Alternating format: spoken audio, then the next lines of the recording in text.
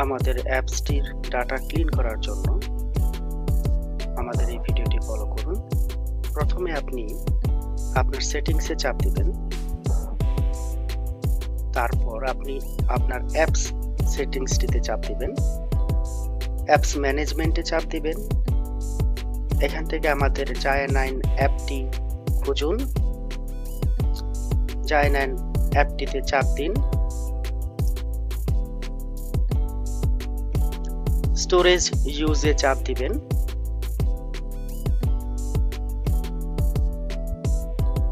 এখন ক্লিয়ার ডাটাতে চাপ দিবেন। টোটাল ডাটা আছে 4 MBর মতো। আমরা এখন ডিলিটে চাপ দিলে ডাটাগুলো ক্লিন হয়ে যাবে। ডাটা ক্লিন হয়ে গেছে। এখন আবার আপনি লগ ইন করে আপনার আইডিটি ব্যবহার করুন। ধন্যবাদ।